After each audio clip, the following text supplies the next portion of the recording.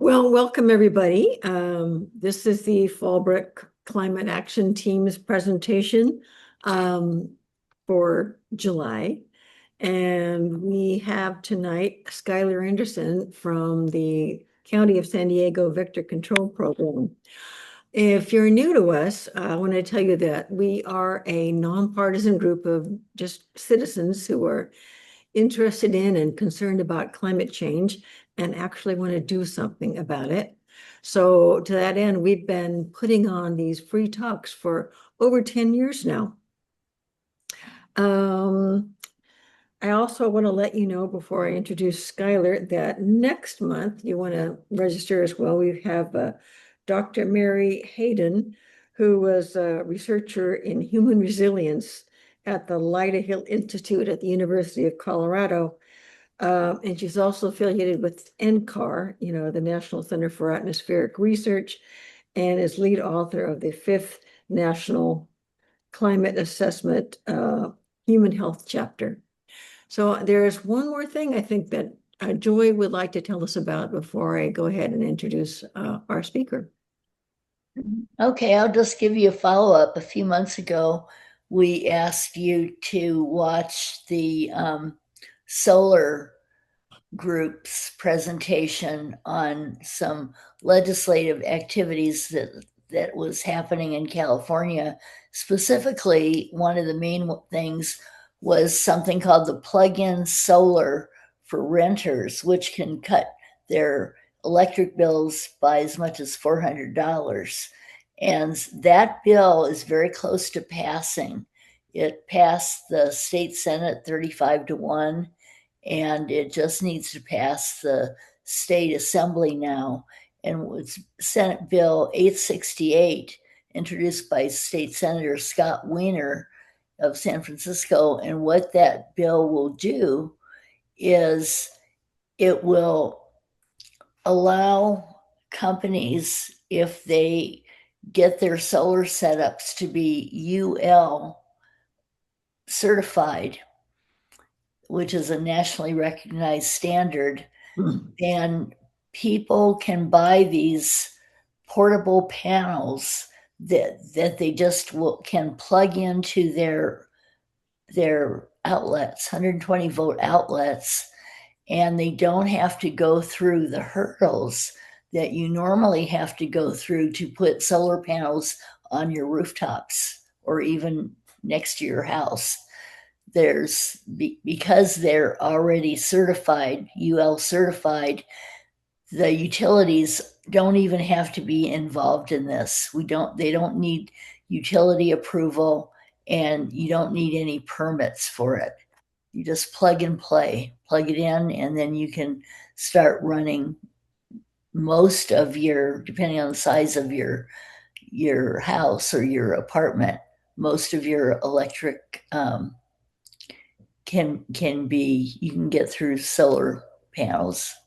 So that's really important bill to make solar more accessible to lower income people and renters. So I wanted to share that with you. Joy, is there anything that we can do to help it move forward, or is it? I mean, you could contact your assembly member, which in our case would be Carl DeMaio in Fallbrook, if you live in Fallbrook. If you live in Carlsbad or Oceanside, you would have a different one. Right. Yeah, you could do that. That's fantastic. Okay, so now I want to introduce our speaker, Skylar Anderson, who is with San Diego County Vector Control. And she's going to be talking about pests, some pests, not all of them, and climate change. So Skylar came to us via Northern California. She studied genetics, ecosystems, and ants at UC Berkeley, headed down here after COVID, and eventually ended up with the county. Before that, she was with another organization that we all respect called I Love a Clean San Diego. As usual, we're going to ask you to hold your questions till the end. or you can, put your hand up, and write them in the chat box. So don't forget them, and Skylar will get to you. So Skylar, with that, why don't you take it away? All right. Thank you so much, Cynthia. Good evening, everyone. Thanks for coming today.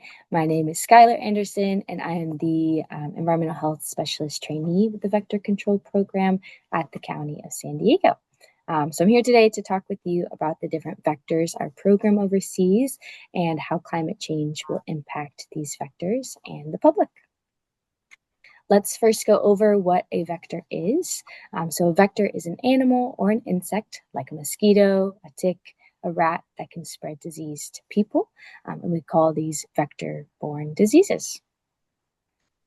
So our program, the Vector Control Program, we're here to prevent vector-borne diseases, for example, West Nile virus, Zika, dengue, plague, tularemia, Lyme, and many more.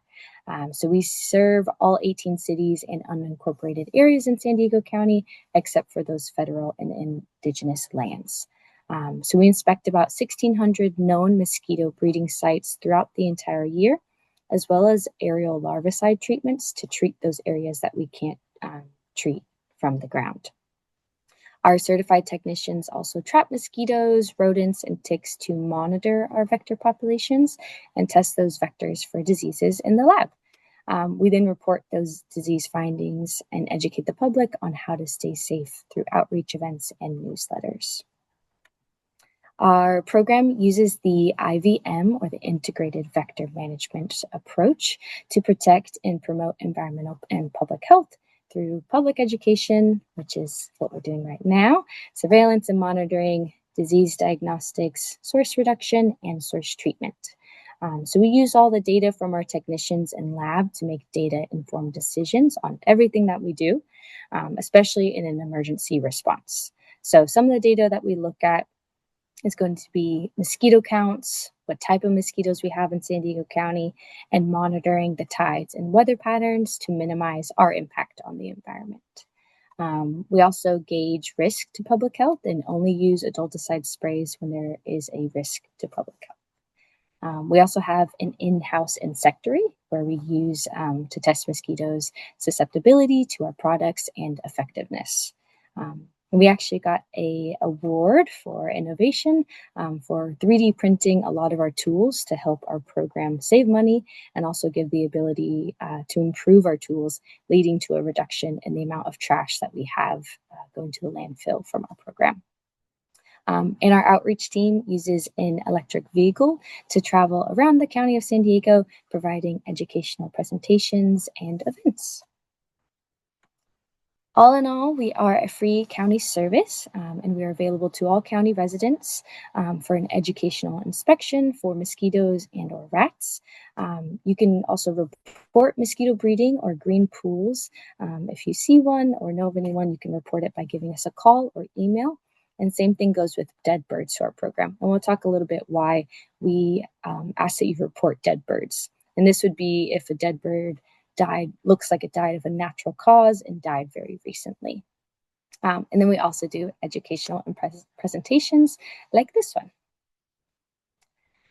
So let's talk a little bit more about the mosquito and their life cycle. It's very interesting and fun to learn about.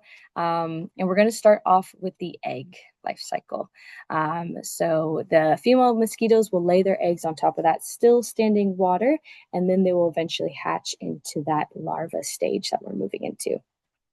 The larvae, which we also call wigglers, and we'll see a video of them wiggling around in the water. They're eating a lot of bacteria and algae and plant material as they grow into pupa.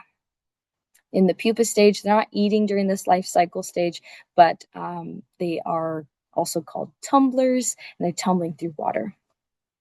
In this stage, it's very similar to a butterfly life cycle stage, they have a pupa as well.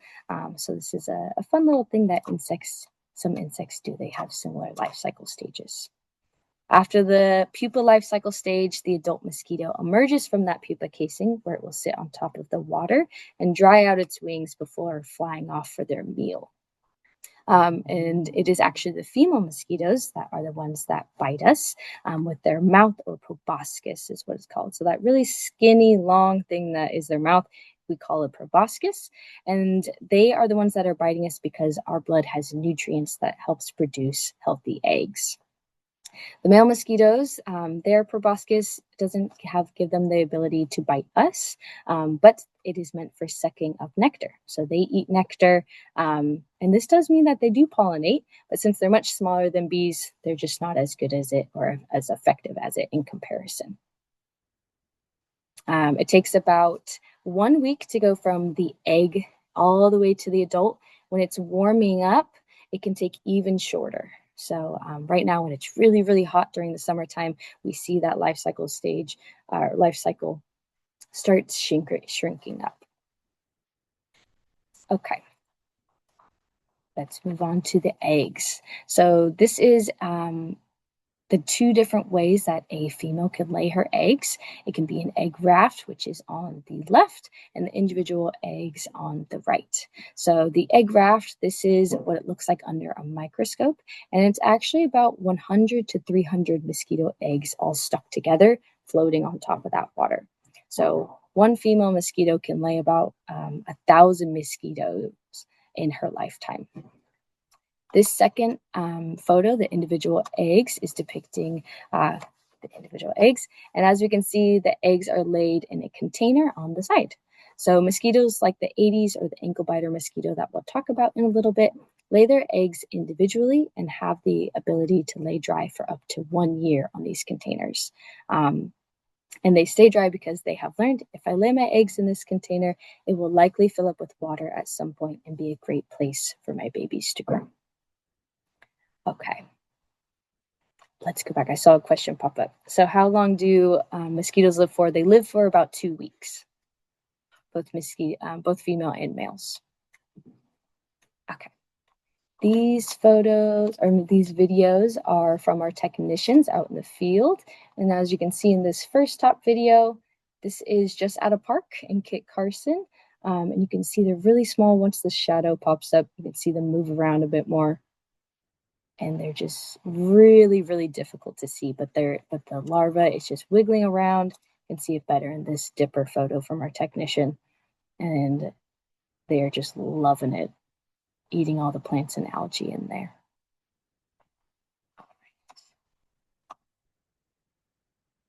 Oh, there we go. So one of the mosquitoes that we have in San Diego is the Culex mosquito. They're very active at dawn and dusk, so sunset and sunrise, and they lay their eggs in that egg raft on top of that still water. They really prefer these larger water sources like marshes, lakes, lagoons, green pools, anything that is quite large to them. And they prefer to bite people, and they prefer to bite birds, but they will also bite people as well. And because they bite birds, they have the ability to spread West Nile virus, which we will look at right now. So West Nile virus is a bird disease, as I said. And so the mosquitoes and birds will kind of just spread West Nile virus back and forth. And what happens is a mosquito will bite a bird that has West Nile virus. And if this mosquito bites a person or a horse, they can spread West Nile virus. People and horses are also known as dead-end hosts. So that means that if I have West Nile virus and a mosquito comes along and bites me, they don't have the ability to pass it down to Cynthia, for example. So that is what we call a dead-end host. The other mosquito that we look at in our program is the invasive Aedes mosquito. It is a small black and white striped mosquito. They're very aggressive, so they'll bite multiple times, and they're not very good flyers, so they will be biting more so your legs, and that's why we call them ankle biters. They prefer really small sources of water close to humans. We are their preference of blood, and so they can lay their eggs in as small as 1/4 of an inch. So that bottle cap is about 1/4 of an inch, and they can start their life cycle stage within that bottle cap. They can spread Zika, dengue, and yellow fever. And they came about 10 years ago to San Diego County.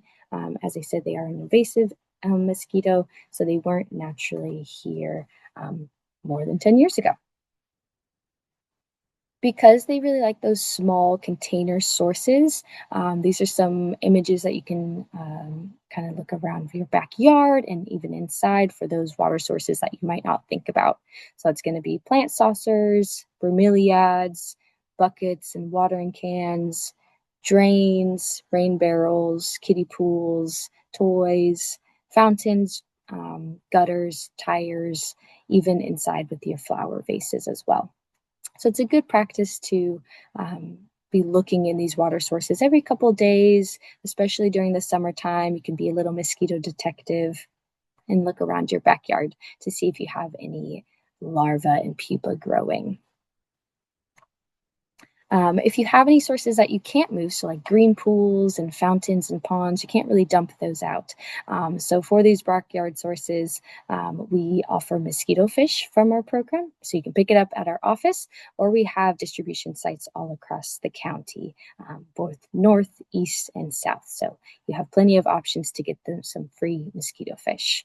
And they should not be placed in any non-natural waterways, as they are invasive as well. So it's really good to be just putting them in those pools that are not connected to our natural waterways or ponds or fountains. We also recommend larvicide. So if you're not able to get mosquito fish, larvicide is an option as well. We use BTI, and it is a bacteria found in soil. It is non-toxic to people, plants, pets, and wildlife, and it is very specific to mosquito larvae and targeting that. It also will do some fly larvae, but we use it for mosquito larvae. And you can find it at any backyard section of most home improvement stores. So how to protect yourself? One really good way after you have dumped out your water that may be breeding mosquitoes is to be keeping your doors and windows closed and screened and making sure that those screens don't have any holes in them as well. You can also wear long sleeve shirts and pants if you're going out hiking and walking around your neighborhood. And you can also use an APA approved insect repellent on your skin or on your clothing. And we'll talk a little bit more about repellent right now. So the repellent that we want you to look for is the active ingredients. We don't care what the brand is as long as you have one that works for you and you feel comfortable wearing it and you also don't get bit by mosquitoes. So we want you to look for those active ingredients like DEET, picaridin, IR3535, and oil of lemon eucalyptus. Oil of lemon eucalyptus is the most natural option. And we really want you to also look for the percentages. You can kind of see, I'm not sure if you can see my cursor or not, but in this far right photo of the no bites, this little insect repellent, it has percentages on there. So it's important to look at the percentages as well. Higher the percentage, the stronger the repellent will be for mosquitoes. Some repellent also works for ticks as well. So that's also a fun little tidbit, nice little addition. Okay, let's talk about rodents in San Diego County. So this is pictured here, a Norway rat, and then this deer mouse is actually a photo from one of our technicians as well. They're pretty cute when they're not spreading diseases.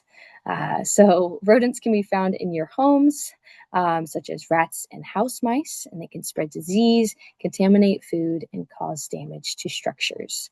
Wild mice can spread hantavirus, so it is important to learn and recognize the signs of rodent activity. And today we'll go over how to prevent that rodent problem so you can protect you and your home. All right, so these are some signs of rodent activity, including gnaw marks on fruit, plastic, or electrical wires. And another big sign is rodent droppings. So these rodent droppings are based off of the common rodents in San Diego. So we have the Norway rat that shockingly does not have a Norwegian accent, but it does live in wood piles and trash. The roof rat has a very fitting name, as it is an excellent climber, climbing fruit trees and likes to live above ground.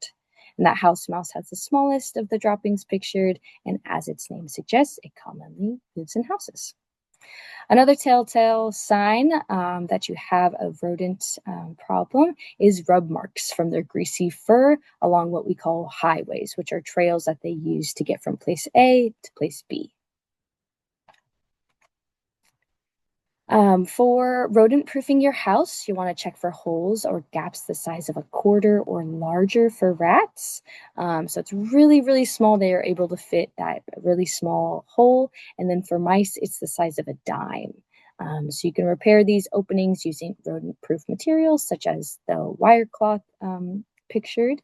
And then if you're still having issues after closing up those holes, next is you'll want to check your doors and windows for gaps and install a metal weather stripping.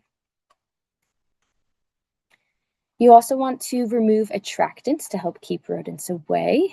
So you want to keep your garbage cans covered as much as you can, as well as pick up any fruit, nuts, and vegetables as they ripen and compost any fallen fruit on the ground.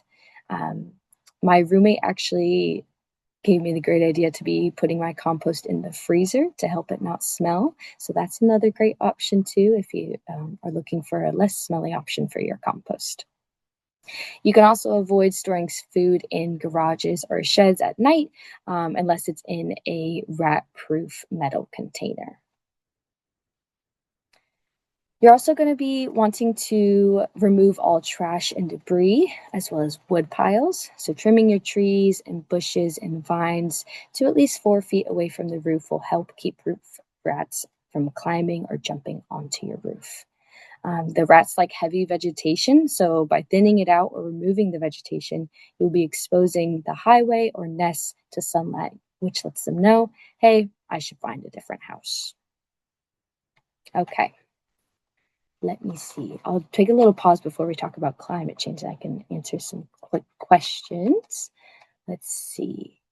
What would lead to an emergency response? So an emergency response would be if we're getting a lot of birds, for example, that have a lot of West Nile virus. So if they're passing away, looking like it's from natural causes, and people are reporting these dead birds, and then we come back and test them for West Nile, they're testing positive, then we're going to be putting out a lot of mosquito traps. So we're going to be testing for West Nile virus in the mosquitoes. If we're finding that the birds really just have West Nile virus, that's not an emergency quite yet, but we're going to continue to monitor the situation. Once we see that there's a lot of mosquitoes that have West Nile virus, that's when we start thinking about, okay, let's look at the data. Let's see if we need to be doing an adulticide. So we really take a long time to decide these adulticides and make sure that we're making the right decision for both the public and the environment. Okay, next question. How can we ask the count for a consultation about pests at home? So are we talking about, this slide? Let's see.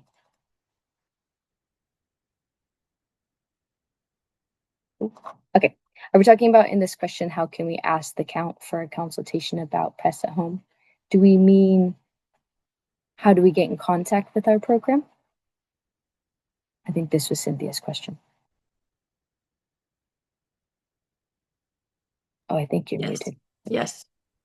Yes. Okay. So we have at the end of the slide, and so the end of the presentation, I have our email and our phone number. So you can give us a call or you can email us as well. Great. And then I answer the female question. Hummingbird feeders. So that has like more of a sweet, sweet liquid. I haven't seen any rodents coming after hummingbird feeders, but I can definitely ask our technicians. So if you shoot me an email, I can ask our technicians to see if they know anything about hummingbirds, and I can get back to you on that one. Oh no, Tom's starting to itch about mosquitoes. So what do we 3D print? So we 3D print, I can show you on that video of the dipper. This dipper, we can 3D print it. So that makes it really easy for us to be able to change anything about it, change the dipper if we wanted to make something really cool, or maybe it traps the larva really easily. That could be something that we do. Oh, there we go. Jarrell's my boss, by the way. So if she answers, she's good. Okay.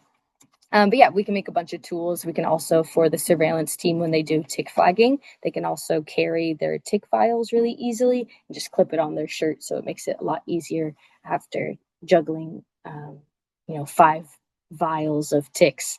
It's a lot easier to drop them. And so we made them a little little clip so that they can just pop their tick vials right in there and not have to worry about getting dropping their tick vials everywhere.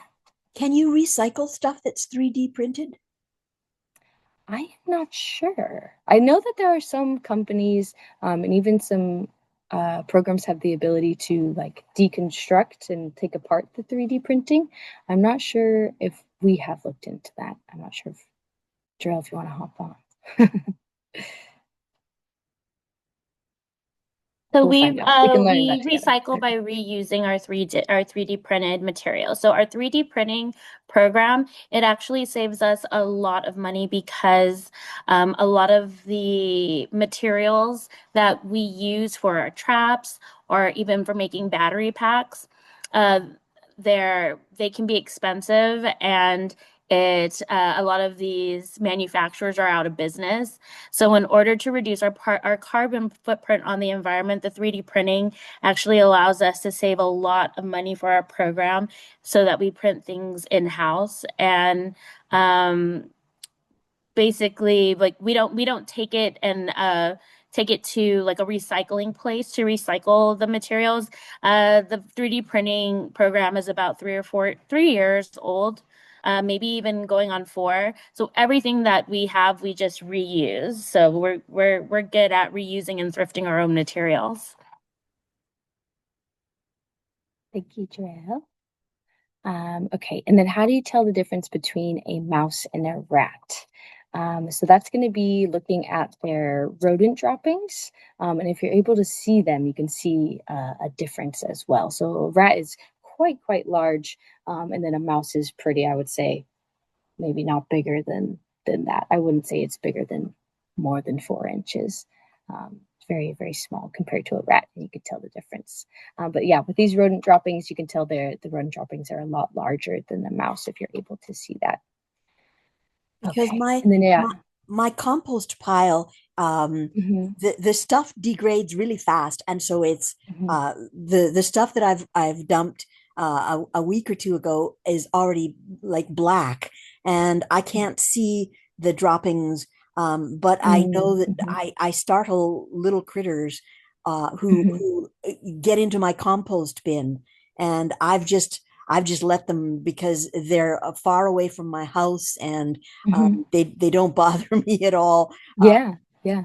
And I figure it's just, well, the critters are in my yard are getting fed, and I'm getting rid of, orange peels and stuff like that. Mhm, So I yeah, don't worry about them, and they don't bug me. They're not in my house, so I don't know yeah. if they're That's mice or good. rats. Yeah, if they're not bugging you and you don't mind them, I think you can have a great symbiotic relationship with them then. Okay, let me see. So, isn't DEET considered a toxic pesticide? So, DEET is considered a pesticide, but if you use it in these active ingredient, the percentages and the correct percentage, it won't be toxic to people. So, these repellents are used because it confuses the mosquito senses. So, they have a hard time finding and figuring out that we are a blood source for them. So they use their antennae and their sight to be able to find us. So by wearing repellent, it confuses them so they aren't able to see us. Okay, so how many types of mosquitoes do we have here? We have about 30 different species of mosquitoes, and our program looks at about 5 of them and monitoring them because they have the ability to spread diseases for the ones that we oversee. For their different habitats, we have the Culex mosquito. This is a brown mosquito. They like those large water sources, and they lay their eggs in an egg raft. So they think pools, lagoons, marshes, things like that. And not all mosquitoes bite people, just like this Culex mosquito. They prefer birds, but they will bite people. So that's something as well. The Aedes likes those small sources. They prefer people instead of birds. So that's why they like to be in those containers and around our backyards and around our communities and coming inside because we are their preference. Yeah. Okay. Any last question before I move on to climate change? Okay, great. Okay, let me just close this box. Perfect. Okay, so climate change and mosquitoes. So as the climate changes, new and emerging diseases and vectors will continue to pose a challenge. So this will impact the mosquito and public by lengthening that mosquito season with warmer temperatures. The mosquito will also have an increased ability to expand its geographical range to new regions. And for example, the Aedes aegypti, that black and white mosquito that we were looking at, is now in Borrego Springs. With the weather patterns changing, such as droughts, heat waves, floods, and rainfall, the mosquito population and season will increase. And you might be asking yourself, how do mosquitoes increase in areas of drought? Well, those households will be storing water in response to the drought, which will increase the local mosquito breeding sites and disease risk.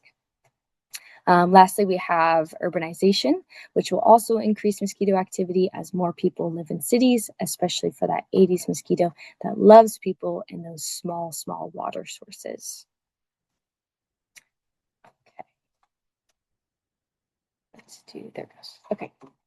So this is a projection model based on the worst case scenario of climate change if unchecked, specifically for that black and white Aedes aegypti mosquito. So that ankle biter one, the one that likes those small sources and likes people, which can spread Zika, yellow fever, and dengue.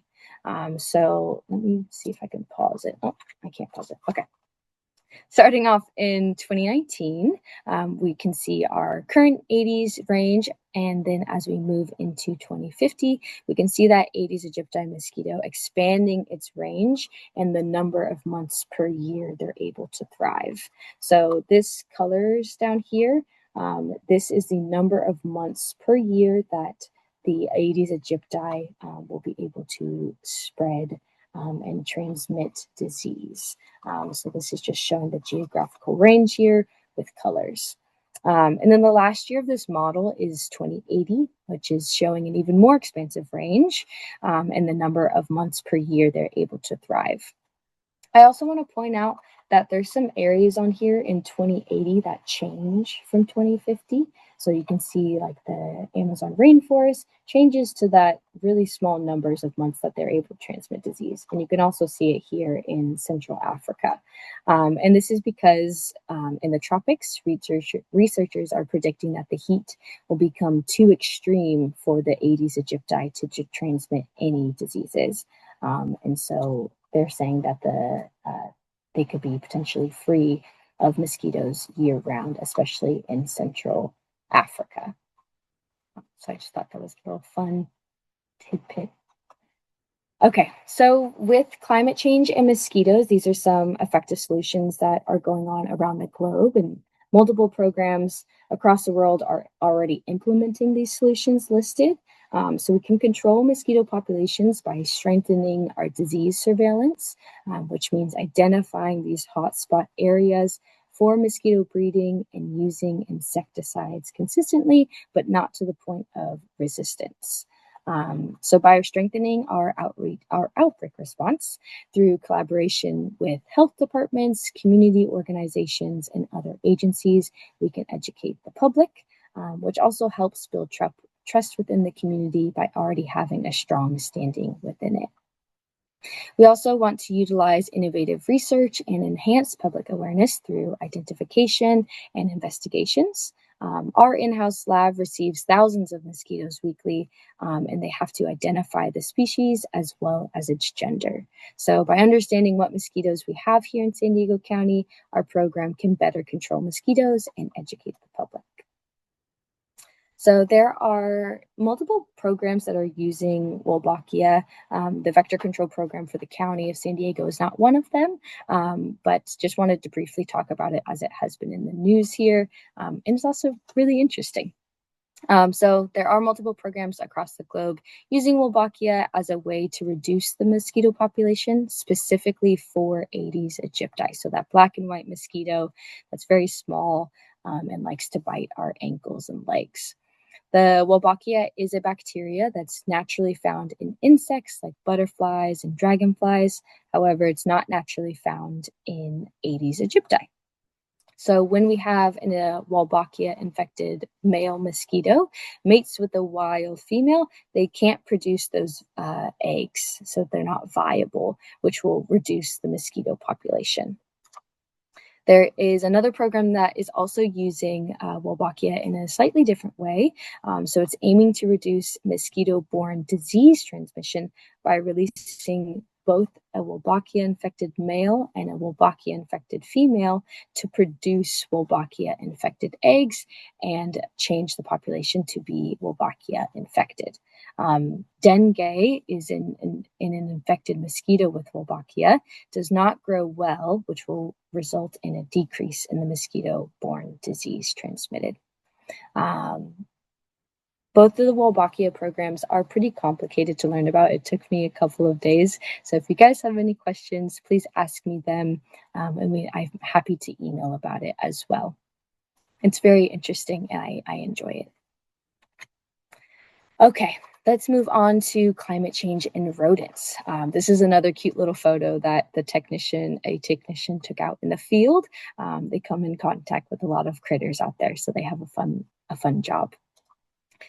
So environmental experts are warning that the situation for rodents specifically is worsening in many developing countries that may have poor waste management systems, open drainage, and overcrowded cities, which provide an ideal breeding ground for rodents.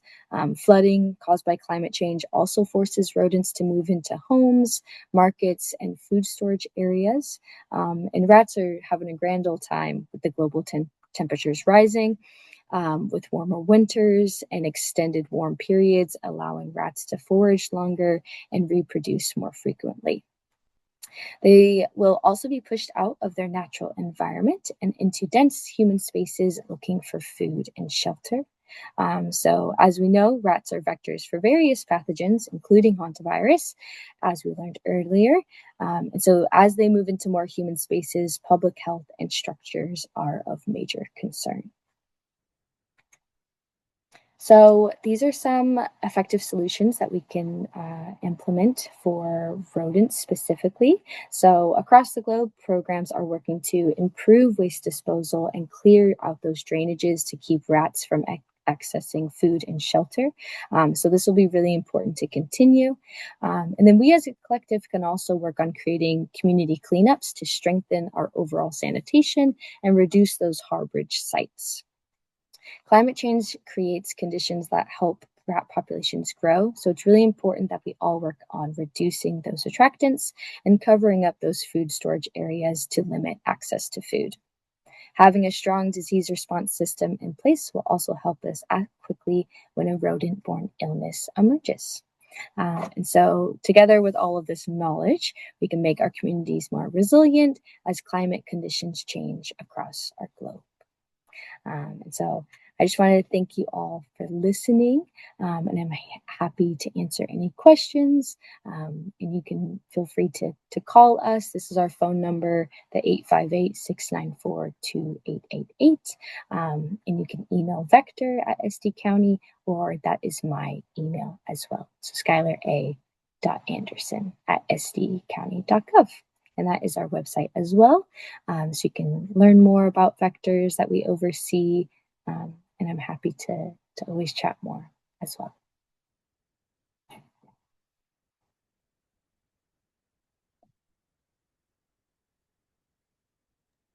Any questions? Yeah. Mhm. Oh, okay. Deanna's got one there. Let's see. And other people are raising their hands, I see. Oh, perfect. Yeah. Okay. Where can we get rodent-proof containers for food scraps? You'll be able to get them from home improvement stores, just like with the larvicide. So you'll be able to find them there. And I'm sure Amazon has some rodent-proof containers. And you want to make sure that they're metal because they have a harder time biting through metal. So their teeth are pretty strong. They are actually, there's a photo that I was showing the Boy Scouts today, and their teeth are just gnarly looking. They're very long and gross. Did you have a question, Cynthia? Oh, we have another one. Yeah.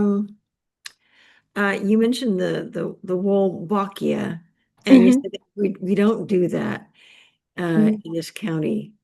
I don't know why we don't do that, but apparently it's complicated. But what do we do to kill adult mosquitoes in this county? Yeah, so I can show you the pictures. Let me see if I should share my screen again. And maybe. No, okay, so in this photo, which of course, there we go. Okay, so in this photo, we have our helicopter, our aerial sites. So this is one of our aerial sites across the county. We have about 1,600 sites that are field technicians. So on the ground, they are treating with larvicide or checking the site to make sure that there are no mosquitoes breeding there. So we're checking those areas. And in those hard to reach areas, we have the aerial larvicide drops that we do from April until October. So every 3 to 4 weeks, from April to October, we have our helicopter days, which will be dropping these larvicides into the lagoons and those hard to reach areas. And again, it's non-toxic to people, plants, and pets and wildlife. I've been out there taking photos before. It's a great time seeing the helicopter swing around and fly around. Yeah. So those kill or prevent, the larvae. But if we get in an emergency situation, does the county ever kill adult mosquitoes? Is there? Yes, yeah. So that would be our adulticide spraying. So that would be, we have a really high emergency, really high public risk of people getting diseases like West Nile virus. So that would be something that we take into account, and we have to see the data for us to be pulling the trigger on an adulticide.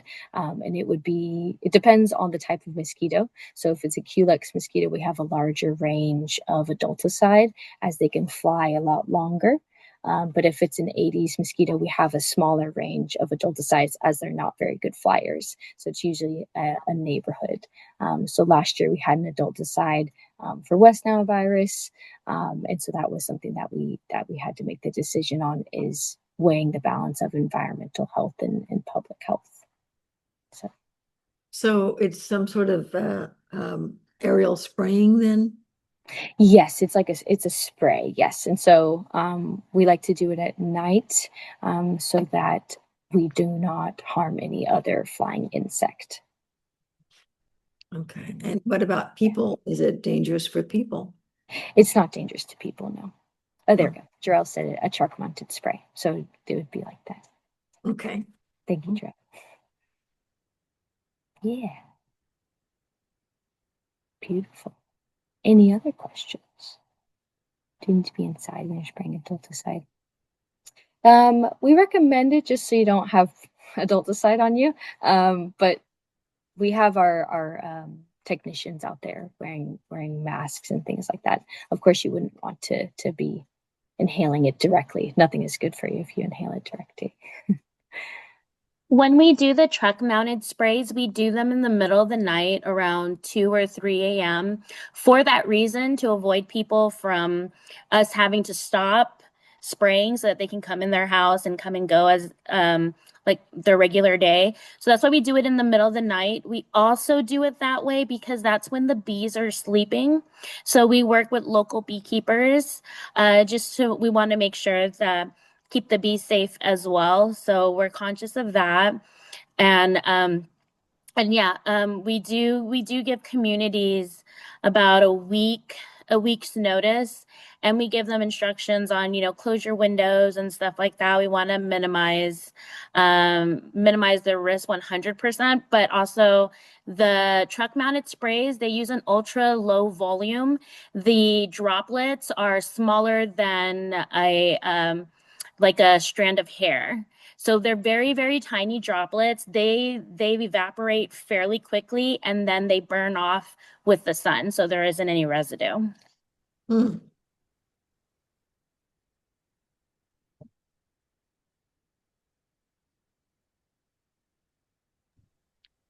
I've got another question. I don't want to hog everybody's opportunity to ask questions, but I have one more question, Cynthia.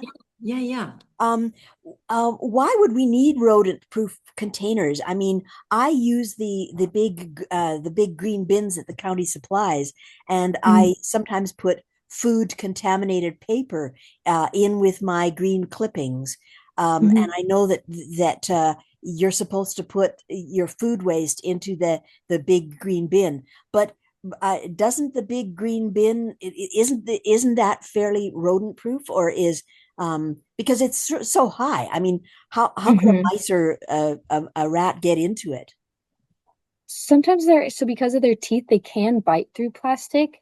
But we're more so worried about like if you have like a storage, you're storing dog food in your garage or your storage, a rodent could be eating the thin plastic, that really thin plastic that's just holding a bag of food.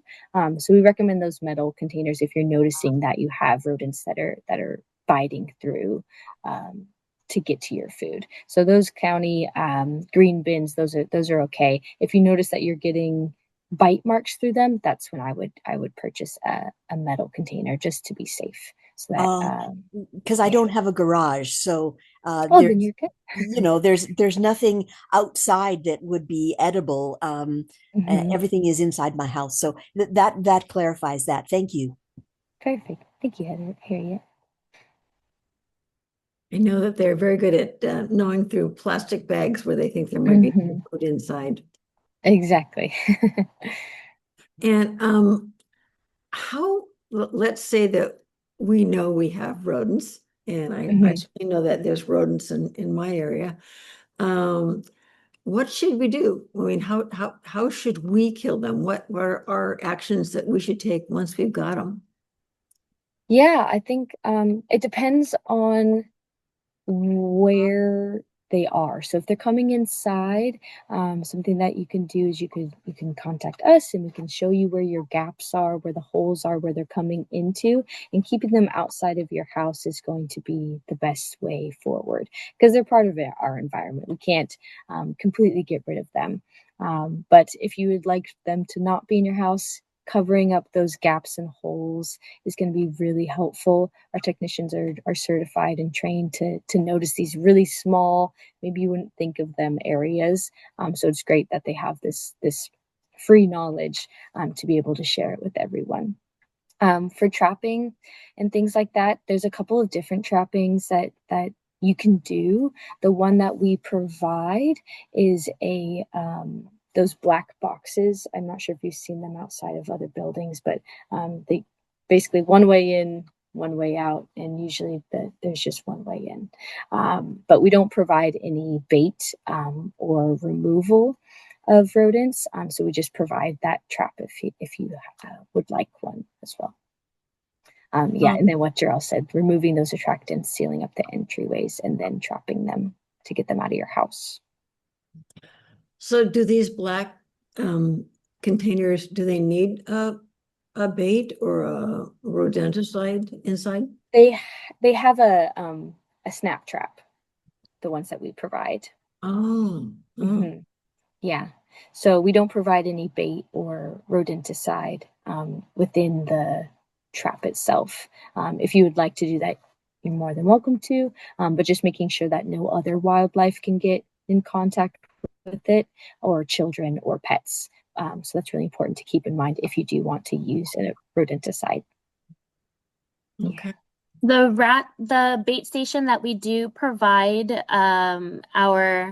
our customers upon a rodent inspection, it does have the ability for you to put in rodenticide and bait. There's a bait cup and everything like that. And the technician can actually walk you through how to use it and what is the best way of baiting it, because they know a lot about habits of rodents and how they behave. Like rats are afraid of anything new in their environment. So if you introduce a black box in the corner, they're not going to go near it.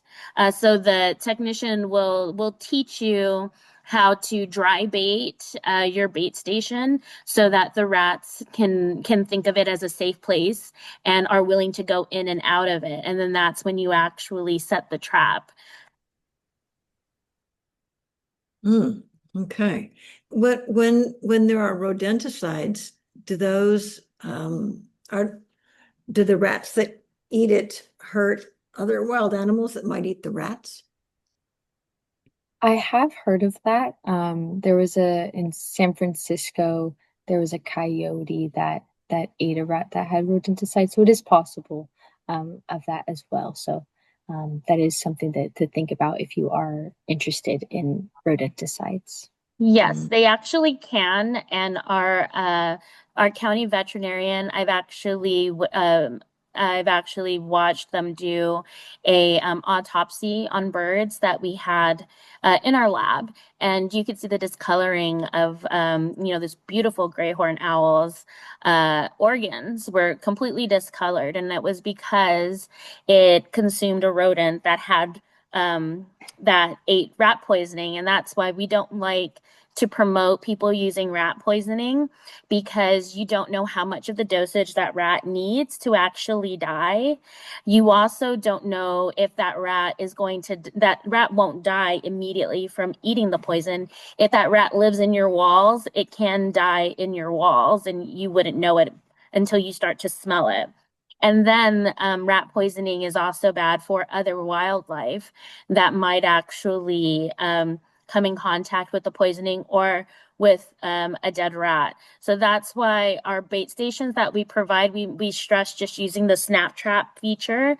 When anyone asks us about what type of poison to use, we don't recommend poison, but some people swear by using poison. We just tell them just to follow the label to a T if you're going to use it, but we just recommend using the bait that the rats are already eating around your house. If they like your dog food, cat food, just use that as bait in the snap trap. That's all good to know. Thank you. Rodenticide is horrible, horrible stuff for our other wildlife, for coyotes and raccoons and possums and hawks and eagles and things that will eat dead rodents. And I understood that California outlawed a lot of rodenticide. So you probably can't get rodenticides at the hardware store anymore because they had such a negative effect on other wildlife. Yeah, definitely. Joy, do you have a question? Yes. I I was wondering if we see some droppings around our house that we can't identify, could we Mhm. send you a picture of it and maybe you'd be able to identify it, one of the technicians? I think so, Jarrell. Jarrell would have to answer me on that one if we can receive rodent dropping poops. But we Yes, can also, if you're having if you issues, see have a technician come out. Yes, you can. This is something that we commonly get in our vector inbox. People will send us pictures of droppings, of bugs, and we can have a technician assigned to your area review it, and they can contact you within 3 working days to identify that with you. They might even just schedule an inspection with you. Also, because you do need to use a wet dry method when cleaning up rodent droppings, because inhaling any urine or fecal matter may cause respiratory problems. So that technician might want to schedule an appointment. Okay, thank you. That reminds me, a lot of people will use a vacuum cleaner to clean up rodent droppings. What do you Yeah. have to say about that? Yeah, so for rodent droppings, that is very common using a vacuum cleaner or sweeping. The problem with that, when you sweep or vacuum, you're pushing the aerosols from droppings in the urine up into the air, which could then, you breathe that in. And if those droppings, if that rodent had hantavirus, that is how it would be transmitted to you. In San Diego County, we don't have the Andes virus. We have the sin nombre virus. So that one is not possible to transmit people to people. But the way to clean up the droppings in urine is going to be putting on gloves, putting on a mask, putting on eye protective gear. And then also what you will do is you'll create a bleach and water solution. So I believe it's 1 part bleach, 10 parts. There we go. Thank you, Joel. I was right. So that's the solution that Joel put in the chat is 1 part bleach, 10 part water. And then you'll spray it on top of the droppings in the urine and you'll let it sit for 5 minutes. And then you can come back and wipe it up with a towel and throw away the towel, double bag it and toss it into the trash. Same thing with your gloves and anything that may have been in contact with the rodent droppings. You're going to want to double bag it and put it in the trash. And then afterwards, you will wash your hands and then you'll feel a lot better. So that is something as well. And I know there are professional cleaning companies. So if you have a really bad problem with rodent droppings and rodent urine and you don't feel comfortable, there are other professional companies that can come in and clean it up to feel safe. The 1 part bleach to 10 parts water. Mhm. If you spray that and then it dries, is it then Mhm. safe to sweep up or vacuum? I think to be safe, it would just be good to wipe it up with a towel. Because by sweeping and cleaning and vacuuming, we just want to make sure that we have the least amount of chance possible to get anything that could be in those droppings or urine. So it'd be best to wipe it up with a towel or paper towel as well. Okay. Any last questions? 2 minutes.